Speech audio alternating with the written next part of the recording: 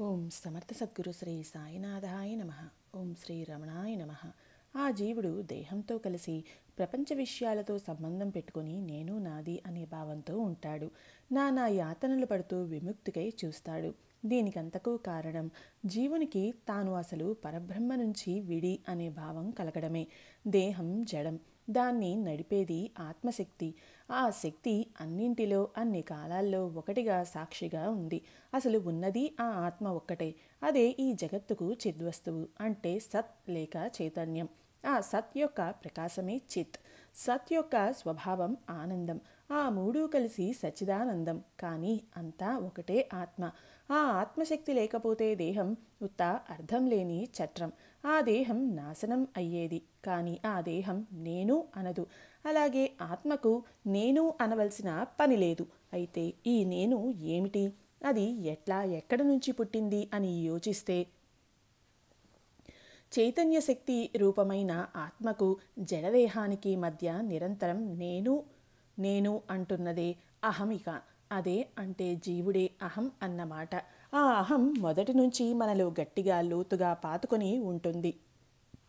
అది నిరంతరం శ్రమించి బాధపడి నలిగి తనకో ప్రత్యేక స్థానం, తన కాళ్లపై తాను నిలిచే శక్తి సామర్థ్యం సంపాదించుకుంటుంది. అనంత చైతన్య సాగరంలోంచి లేచిన జీవుడు నీటి బుడగ అనే అద్దె కొంపలో తాత్కాలికంగా అద్దెకు దిగుతాడు. ఆ జీవుని వెంట ఎప్పుడూ ఒక నౌకరు ఉంటాడు. అతడే ప్రాణం. ఆ ప్రాణం చేతనాపూర్ణం. జడదేహానికి చైతన్యాన్ని ఇచ్చేది ఆ ప్రాణమే. ఆ నౌకరు ఇంటిని రాత్రింబవళ్ళు శ్రద్ధగా కంటికి రెప్పలాగా క్షణం ఏమారకుండా కావలి కాస్తూ ఉంటాడు. నమ్మిన బంటు వంటి ప్రాణం తన ఇంటిని జాగ్రత్తగా చూసుకుంటున్నాడు అనే ధైర్యంతో అద్దెగంపలో చేరిన జీవుడు అనేక ఆటలాడతాడు. అందుచేత ఆ జీవుడు తన జీవితకాలంలో సగభాగం నిద్రలోనే గడుపుతాడు. జీవుడు ఇంటికి నౌకరైన ప్రాణానికి అప్పగించి నిద్రపోయినట్లు నిద్రపోయి స్వస్థలం చేరి సుఖంగా ఉంటాడు. ప్రాణం ఒక్కటే ఇంటిని అంటిపెట్టుకుని కావలి కాస్తూ ఉంటుంది. జీవుడు ఎక్కడ ఎట్లా ఉన్నా ప్రాణం మాత్రం ఇతరులు ఎవరిని తన ఇంట్లో ప్రవేశించనీయదు. కానీ ఒక్కోసారి నౌకరు ఏమరపాటున ఉంటాడని, అటువంటి సమయాల్లో ఇతరులు ఎవరో ఆ ఇంట్లో చొరబడి నానా హంగామా చేస్తారని అంటారు.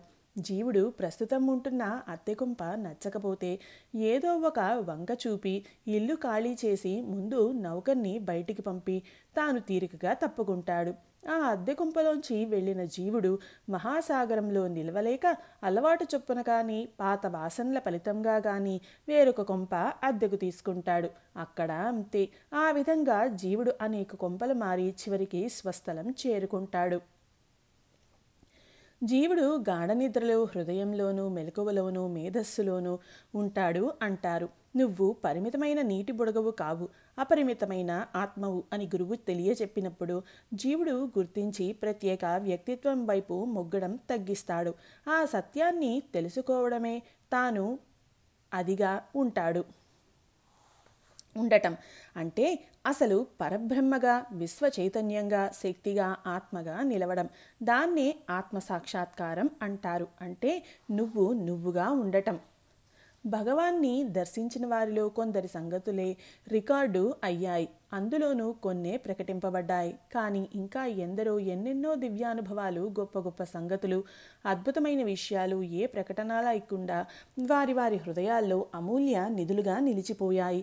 నిజమైన ఆర్తుల ప్రశ్నలన్నింటికీ భగవాన్ ప్రేమతో, ఓర్పుతో సమాధానాలు ఇచ్చారు. ఆ ప్రశ్నలు, సమాధానాలు వీలైనంత వరకు ఇందు క్రోడీకరించి క్లుప్తంగా చూపబడుతున్నాయి. పాల్ బ్రంటన్ రాసిన ఎ సర్చ్ ఇన్ సీక్రెట్ ఇండియా అనే గ్రంథం చదివి మహర్షిని దర్శించడానికి పాశ్చాత్య దేశాల మేధావులు, తత్వవేత్తలు, జిజ్ఞాసువులు, సాధువులు ఎందరో వచ్చారు. వారిలో ఇవాన్ స్వెంజీ ఒకరు. ఆయన టిబెట్ భాష నేర్చుకొని the book of the dead, the life of Milarepa, Tibetan secret doctrines అనే 3 గ్రంథాలు రాశారు. ఆయన శ్రీ రమణాశ్రమానికి వచ్చి భగవాన్ని దర్శించి అనేక ప్రశ్నలు అడిగి తెలుసుకున్నారు. వెంజి యోగాసనాలకు జింక, లేడి, పులి మొదలైన జంతువులు చర్మాలు ఉపయోగించడం కోసం వాటిని చంపవచ్చునా? భగవాన్ మనస్సే పులి లేడి జింక. వెంజి: అంతా మాయ అయితే ఒకరు మరొకదాన్ని చంపడం సాధ్యమా? అసలు చంపవచ్చునా? భగవాన్: మాయ ఎవరికో ముందు ఆ సంగతి తెలుసుకోండి. నిజం చెప్పాలి అంటే ప్రతి ఒక్కరూ ప్రతిక్షణం ఆత్మాంతకులే.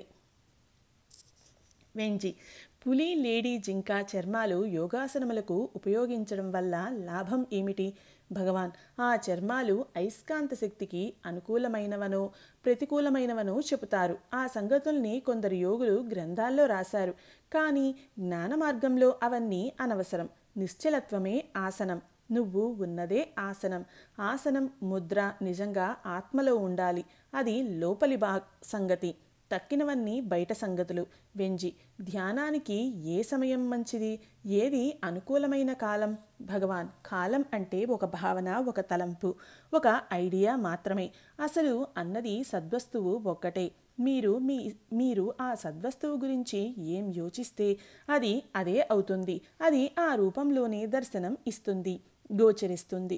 మీరు ఆ సద్వస్తువును కాలం అని పిలిస్తే అది కాలమే అవుతుంది, లేదా ఉనికి స్థితి అంటే అదే అవుతుంది. దాన్ని మీరు ఏమనుకుంటే అది అదే అవుతుంది. దానికి మీరు కాలం అని పేరు పెట్టి దాన్ని రాత్రింబవళ్లుగా, నెలలు సంవత్సరాలుగా, గంటలు నిమిషాలుగా విభాగం చేశారు. జ్ఞాన మార్గంలో కాల ప్రసక్తి లేదు. కానీ ప్రథమంలో సాధకులకు కొన్ని నిబంధనలు, క్రమశిక్షణలు అవసరం. వెంజి: జ్ఞాన మార్గం అంటే ఏమిటి?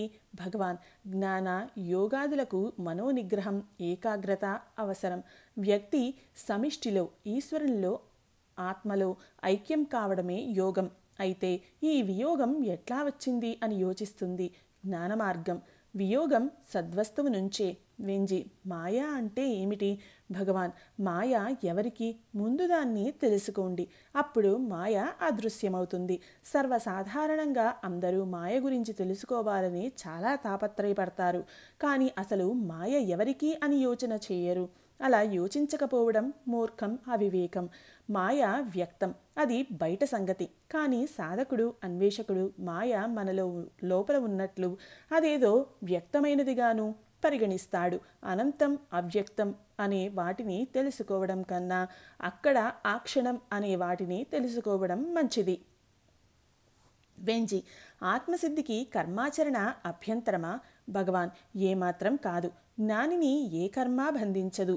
అతను ఏం చేసినా అవి అతనిని అంటవు. అవి అతను కోరి చేసినవి మాత్రం కావు. వారికి అసలు కర్మ చేస్తున్నాను అనే ధ్యాసే ఉండదు.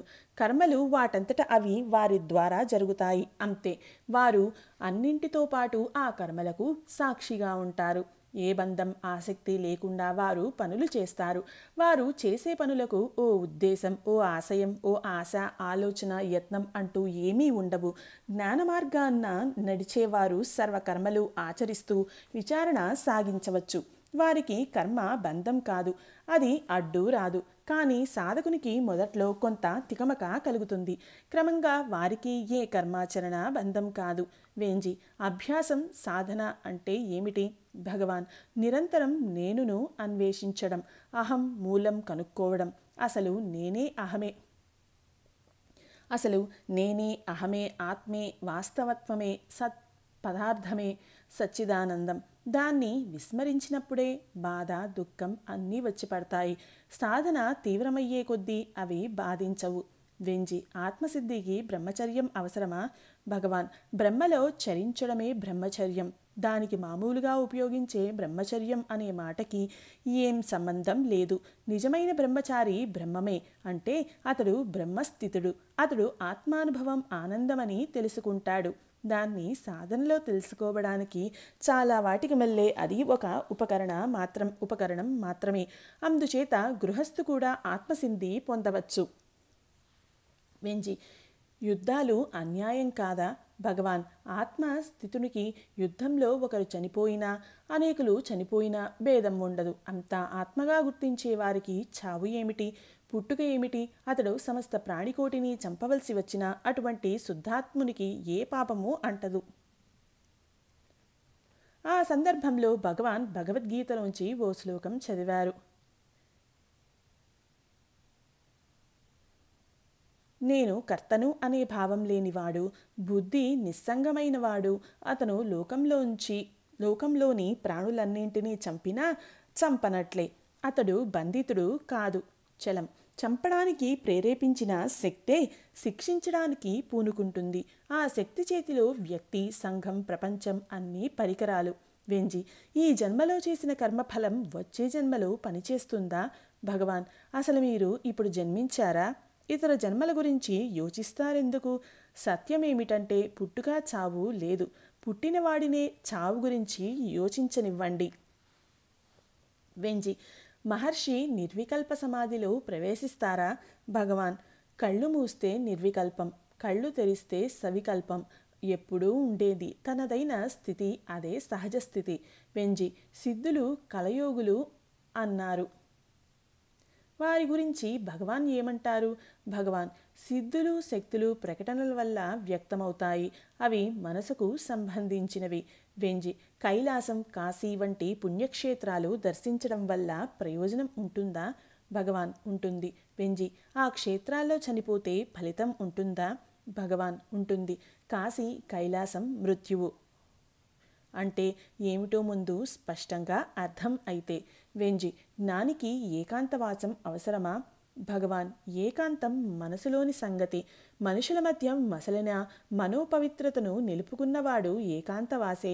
అడవిలో ఉండి ఆలోచిస్తూ ఉంటే అది ఏకాంతవాసం ఎట్లా అవుతుంది? కోర్కెలతో ఉన్నవారికి అది సాధ్యం కాదు. అనాసక్తుడు ఎప్పుడూ ఏకాంతవాసే. అసలు ఏకాంతం అంటే ఏమిటి అని ఒకరు భగవాన్ని అడిగారు.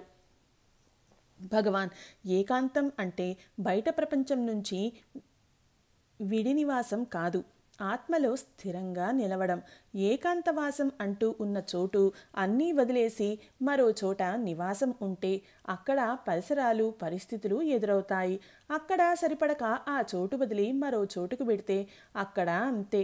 ఆలోచనారహితమే అసలైన ఏకాంతం. మనల్ని తరిమేది మన మనస్సే. ముందు దాన్ని సిద్ధం చెయ్యాలి. అప్పుడు మనం ఎక్కడ ఉంటే అక్కడ ఆనందంగా హాయిగా ఉండవచ్చు. ఎవరో ఎక్కడికో వెళ్ళారని నువ్వు అన్నీ వదిలేసి వెళ్ళకు. ఉన్న చోటే నిశ్చల మనస్సుతో శ్రద్ధగా సాధన చెయ్యి. బయట సత్సంగం ఉంటుంది అంటున్నావు, అది సరే. అసలైన సత్సంగం నీలోనే ఉంది. అదే నిజమైన గుహ వాసం. ఆత్మ ఆత్మ అంటారు, అది ఎక్కడ ఉంది అని ఒకరు భగవాన్ని అడిగారు. ఆ ప్రశ్నించిన వారి చేతిలో ఒక దినపత్రిక ఉంది. భగవాన్ ఆ పత్రిక చూసి పత్రికలోని అక్షరాల కింద ఉన్న అసలు కాగితాన్ని విస్మరించి, కాగితం కనిపించడం లేదే అన్నట్లు ఉంది వారి ప్రశ్న అన్నారు. సూర్య, చంద్ర, గ్రహాల, నక్షత్రాల నుంచి ప్రసరించే కాంతిని మనం చూస్తాం, అనుభవిస్తాం. కానీ ఆ కిరణ ప్రసార సహాయంతో సైంటిస్ట్ వాటి వేగాన్ని, శక్తిని, సామర్థ్యాన్ని, విలువని, వాటి మధ్య గల దూరాల్ని తమకు గల శాస్త్ర పరిజ్ఞానంతో లెక్కలు కట్టి చెబుతాడు. Radio active waves, electrons, neutrons అంటూ సైంటిస్ట్ ఏం చెప్పినా అవి మన బుద్ధికి, తెలివికి, ఇంద్రియాలకు, మనసుకు అందకపోయినా, అసలు కాంతి అంటే ఏమిటో మనకు ఏమాత్రం తెలియకపోయినా సైంటిస్ట్ చెప్పాడని నిశ్చయంగా నమ్ముతాం. కానీ ఒక మహాత్ముడో, మహర్షియో, జ్ఞానో, యోగో ఆత్మ అనేది ఒకటి ఉందని చెబితే నమ్మడానికి జంకుతాం. సైంటిస్టు చెప్పినట్లుగానే మనస్సుకు, దేహేంద్రియాలకు అతీతమైనది, అఖండమైనది, శాశ్వతమైనది, అక్షయమైనది, మారనిది, నిత్యసత్యమైనది, అపారం, అనంతం అయిన ఆత్మ ఒకటి మనలో, విశ్వమంతటిలో ఒకటిగా సమంగా ఉన్నది అంటే నమ్మడానికి వెనుకాడుతాం. ఎందుకంటే ఆత్మ గురించిన సంగతులన్నీ కేవలం ఒక సమాచారంగా ఉంటాయి కనుక. ఆత్మను వర్ణించడానికి, దాని విలువ కట్టడానికి మామూలు మాటలు ఒక్కటే సాధనం. అందుచేతనే ఎటువంటి మహాత్ములు చెప్పిన మాటలు సరైన ఖచ్చితమైన విజ్ఞానాన్ని అందివ్వలేకపోయాయి. అసలు ఉన్నది ఒక్కటే. దాన్ని ఏ పేరుతో అయినా పిలవవచ్చు. రేడియో యాక్టివ్ వేవ్స్ అనవచ్చు, లేదా ఆనంద తరంగాలని అనవచ్చు. ఏదన్నా అదే, అన్నీ అంతా అదే. అది దేహాన్ని నడిపించే శక్తి అయినా అది నశించే దేహం వంటిది కాదు, బాధపడే ఇంద్రియాలు వంటిది కాదు. అది ప్రాణి, జీవుడు కాదు.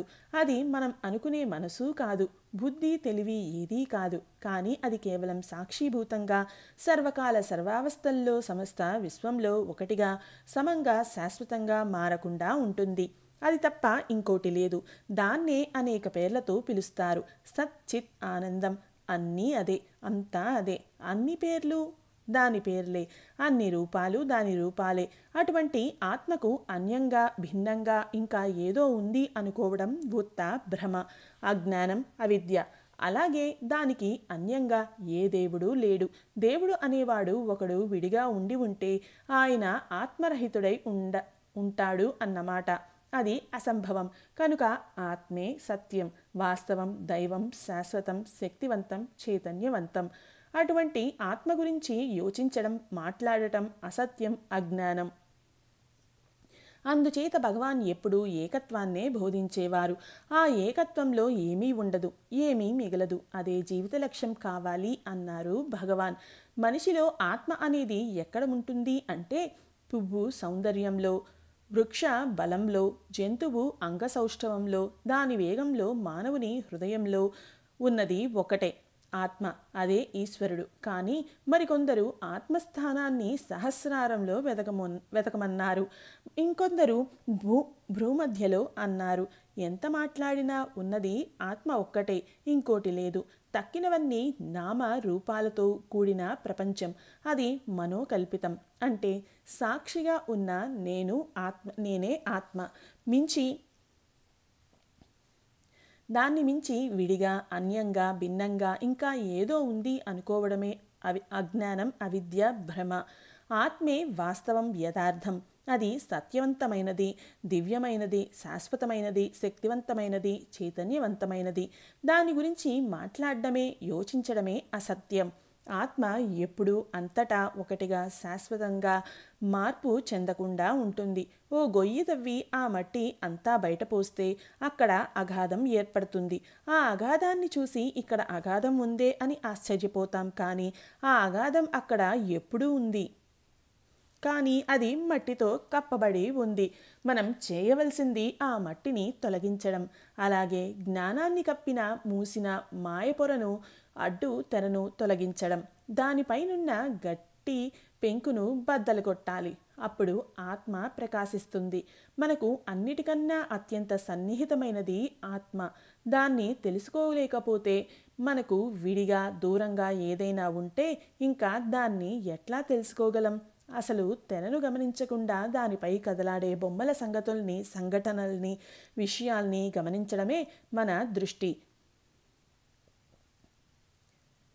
వేరే ఆత్మ ఎప్పుడూ ఉండేది తెరే. ఆత్మ ఎప్పుడూ ఉండేది ఆ తెరే. నీలో మాదిరిగా అందరిలో, ప్రపంచ రూపాలన్నింటిలో ఆత్మ ఉంది. ఆత్మ మహాసాగరం అయితే ఈ రూపాలు, అహాలు దాని నుంచి లేచిన బుడగలు. అవి అశాశ్వతం అయినవి. ఒడిదుడుకులు, కష్టాలు, ఈ ద్వంద్వాలు అన్నీ అవస్థలు అహానికే గాని ఆత్మకు కావు. అవి దాన్ని అంటవు. అన్నీ, అంతా, అందరూ ఆత్మస్వరూపాలే. కానీ ఎవరూ దానికి ఎప్పుడూ ఎరుకలో ఉండరు.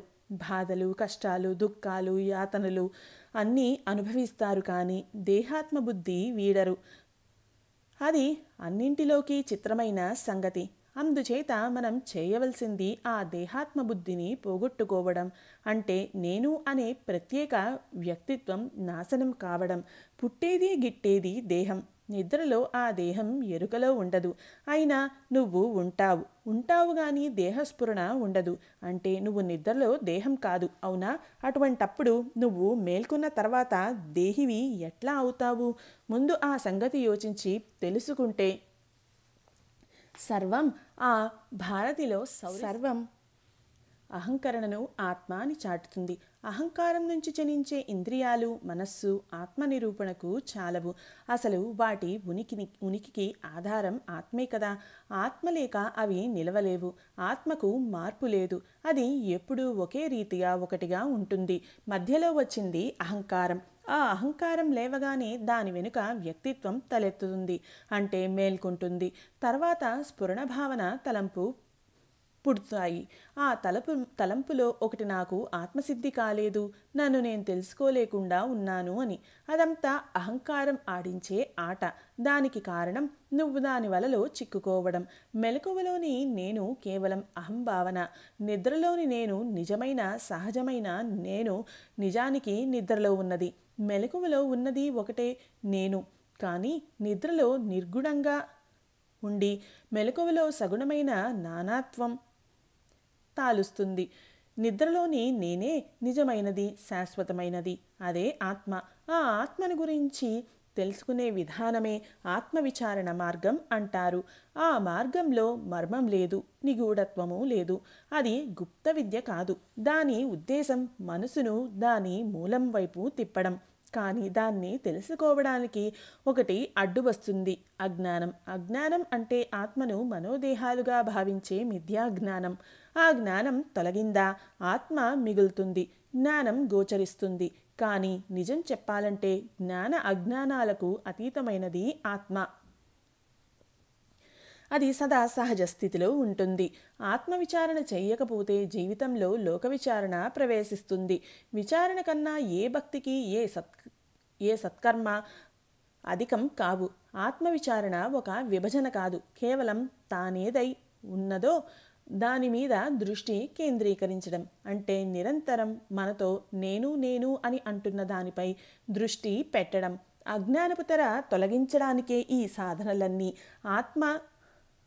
ఆత్మను తెలుసుకోవడం కోసం చేసే సాధన, ప్రయత్నం, దానికైనా ఆశ అన్నీ స్వప్నంలోని భాగాలు. కాకపోతే భ్రాంతి. ఆత్మను తెలుసుకోవడం అంటే మనలో రెండు నేనులు ఉన్నట్లు, ఒకటి మరొకదాన్ని తెలుసుకోవడం వలె కాదు. అసలు సత్యాన్ని అసత్యంగా భావించే పొరపాటును పోగొట్టడం. ఆత్మసిద్ధి కోసం చేసే సాధన ఎట్లా ఉంటుంది అంటే, మీరు మీ ఇంట్లో ఉంటూ మీరు మీ ఇంట్లోకి వెళ్ళడానికి ఎన్ని దారులున్నాయి, ఆ దారుల్లో ఏది మంచిది, ఏది దగ్గర దారి, ఏది సులభమైనది అన్నట్లు ఉంటుంది. అసలు సంగతి ఏమిటంటే ఆత్మ నీలోనే ఉంది. నువ్వే ఆత్మస్వరూపానివి. దానికోసం ఏ సాధనలు చేయనవసరం లేదు. అవి గ్రంథాల్లో ఉండే సంగతి కాదు. ఆత్మ ఎప్పుడూ అవగతం అవుతూనే ఉంది. ఆధ్యాత్మిక క్రమశిక్షణలో దాన్ని చేరుకోవడమే జీవిత లక్ష్యంగా చెబుతారు. లోదృష్టి వల్ల ఆత్మవిచారణ సాధ్యమవుతుంది. కంటికి కనపడక నీటిలో కరిగి ఉన్న ఉప్పును రుచి ద్వారా తెలుసుకున్నట్లు బుద్ధి ద్వారా ఆత్మను తెలుసుకోవచ్చు. విచారం ద్వారా కాక మరొక మార్గాన, అంటే దొంగ పోలీసు అధికారి అయి తనను తాను పట్టుకోవడం వంటి మార్గాన ఆత్మను తెలుసుకోవచ్చు. లోదృష్టితో ఉండి ఆత్మలో ఐక్యం కావాలి అంటే మనోవిజృంభణ పూర్తిగా అణిగి నాశనం కావాలి. అట్టి సమాధి స్థితిలోనే ఆత్మ అనుభవేద్యం కాగలదు. అట్టి వారికి ప్రపంచం భిన్నంగా తోచదు. వారు సహజ సమాధి స్థితిలో చలించక నిలుస్తారు. సమస్త కార్యకలాపం సినిమా తెర మీద బొమ్మల మాదిరిగా కదిలి గతించిపోతుంది. దానికంతకు వారు సాక్షిభూతులుగా ఉంటారు. నిజం చెప్పాలి అంటే ఆత్మసాక్షాత్కారం అనేది కేవలం మాట మాత్రమే. కానీ ఆత్మసాక్షాత్కారం అనేప్పటికీ ప్రజలు ఏదో మహత్యం జరుగుతుందని ఎదురు చూస్తారు. అది ఒక మెరుపులాగా ఆకాశంలోంచో స్వర్గంలోంచో ఊడిపడుతుంది అనే భావనలో ఉంటారు. ఏదైనా కొత్తగా వచ్చింది అంటే అది పోతుంది. కొత్తగా పుట్టింది అయితే అది చస్తుంది. నిర్మాణం అయిందంటే అది నాశనం అవుతుంది. పొందేది అయితే నష్టమవుతుంది. కానీ అది అటువంటిది కాదు. నేను ఈ దేహం, నేను ఇది, నేను అది అనే భావం పోవడమే ఆత్మ సిద్ధి. అంటే నువ్వు అసలైన నువ్వుగా మిగలడం. ఆత్మ పొందేదే అయితే అది నష్టం కావడానికి వీలు ఉంటుంది. అంటే అది అశాశ్వతం అన్నమాట. అది కలిగించే ఆనందం కూడా తాత్కాలికమే అవుతుంది. అందుచేత పొందేదేది శాశ్వతం కాదు. ఆత్మ ఎప్పుడూ ఉండేదే. దానికోసం ఆరాటపడటం, ఆతృత చెందటం, ఆశించడం, ప్రయత్నించడం మూర్ఖం. భవిష్యత్తులో జరిగేదానికి ఎందుకు ఆందోళన చెందటం? అక్కడ ఆ క్షణంలో ఉన్నదే ముఖ్యం. అంటే ఆ క్షణం అదే వర్తమానం. ఉన్నది అదే. కనుక నువ్వు ఎప్పుడూ ఆత్మవే. ఆత్మను ఎరిగిన వాడవే. అసలు నువ్వే ఆత్మ. కానీ అజ్ఞానం వల్ల నువ్వు ఆ యథార్థానికి ఎరుకలో లేవు, అంతే. కనుక వర్తమానమే ముఖ్యం. భవిష్యత్తు కోసం చూస్తూ వర్తమానాన్ని వృధా చేయకూడదు. ఆ క్షణం మీదే దృష్టి పెట్టాలి. మనం ఎప్పుడూ అదైనా ఆత్మైనా ఉన్నాం. అదైన ఆత్మయై ఉన్నాం. దాన్ని నిష్కామ కర్మాచరణ ద్వారా, భక్తి, జ్ఞాన, యోగ, విచారణ మార్గాల ద్వారా తెలుసుకోవాలి. ఆత్మసాక్షాత్కారానికి అవరోధాలు స్మృతి, జ్ఞప్తి, ఆలోచించే అలవాటు, విషయవాసనలు, పోగు చేసుకునే బుద్ధి. నిజంగా శ్రద్ధగా ఆత్మను తెలుసుకోవాలి అంటే గట్టి కోరిక ఉంటే ఆత్మదర్శనం కాకమానదు. ఆ సంకల్పమే గురువై మనల్ని ఆ మార్గాన మరింత సులభంగా నడుపుతుంది. దానికి మనసంతా పూర్తిగా కేంద్రీకృత శక్తితో ఎరుకలో ఉండి పనిచేయాలి. ఎందుకంటే ఆత్మసాక్షాత్కారానికి దేహం కాదు అడ్డు, అహంకారం. అదే దేహాత్మ బుద్ధి. అహంకారం చావకపోతే మృత్యువు దాన్ని పోగొట్టదు. కనుక బ్రతికి ఉండగానే అహంకారం నాశనమైతే మృత్యువు దాన్ని తిరిగి పుట్టించదు. ఆత్మసిద్ధి అసాధ్యం అనుకోవడం కూడా ఒక తలంపే. ఆ తలంపే ఆత్మసిద్ధికి అడ్డు, అవరోధం, ఆటంకం. ఆ తలంపు కలగడమే అజ్ఞానం. దాన్ని నిరోధించావా అంతా చక్కబడుతుంది.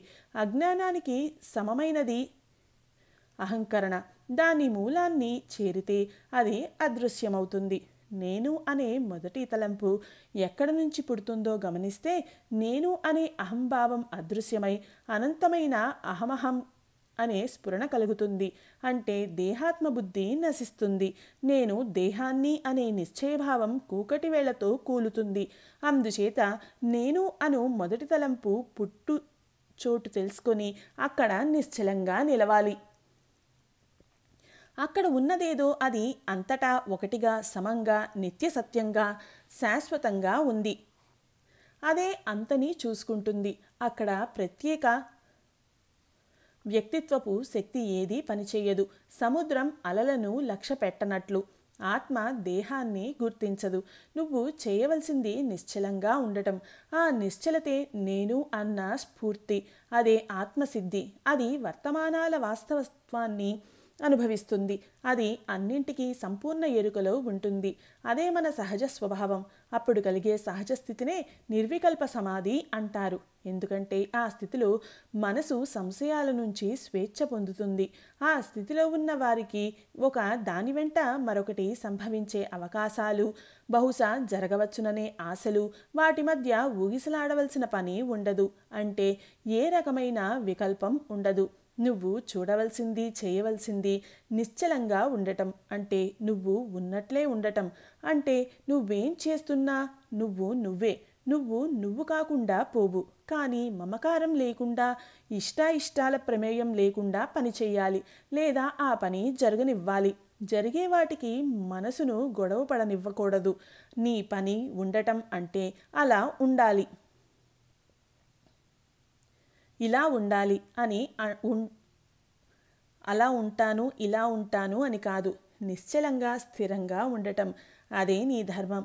ప్రతి పవిత్ర గ్రంథం, ప్రతి మహాత్ముడు ఊరికే ఉండు, బీ క్వైట్, బీ స్టిల్ అంటారు. అందుచేత బీ ఉండు, అది చాలు అంటారు భగవాన్. ఊరికే ఉండటం అసాధ్యం. ఏళ్ల తరబడి అనేక విధాల పోగు చేసుకున్న విషయవాసనల నుంచి బయటపడి ఊరికే నిశ్చలంగా ఉండటం సాధ్యం కాదు. దానికి గట్టి సాధన చెయ్యాలి. బీ స్టిల్ అంటే సర్వేంద్రియాల సంచలనాన్ని నిలిపి ఉన్నట్లు ఉండటం. ఆ సాధనా మార్గం ప్రేమకు కళ్ళు తెరిపిస్తుంది. ప్రశాంతంగా ఉండాలి అంటే తప్పనిసరిగా ధ్యానం ద్వారా మౌనస్థితికి వెళ్ళాలి. ధ్యానానికి కావలసింది అనుగ్రహం కాదు, నిరంతర సాధన. అది నీ చేత జరిగే సంగతి. నువ్వే ధ్యానం. నీ నిజస్వభావమే ధ్యానం. ఆ ధ్యానం నీకు విడిగా లేదు. దానికి నువ్వే కేంద్రం. అదే హృదయం, ఆత్మ, దైవం.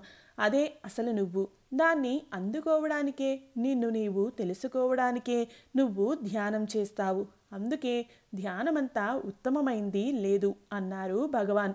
ఆత్మసిద్ధి కలిగింది అంటే అసలు తాము ఏదో అదైనారన్నమాట. అంటే పరిపూర్ణులైనారని అర్థం. అంటే ఆత్మస్వరూపులైనారు. ఆ స్థితిని మాటల్లో వర్ణించడం బహు కష్టం.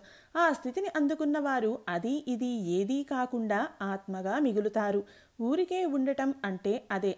అంటే ఏమాత్రం ప్రత్యేక వ్యక్తిత్వపు స్ఫురణ లేకుండా నిరంతరం తానుగా ఉండటం. అంటే సీయింగ్ ఈజ్ బీయింగ్.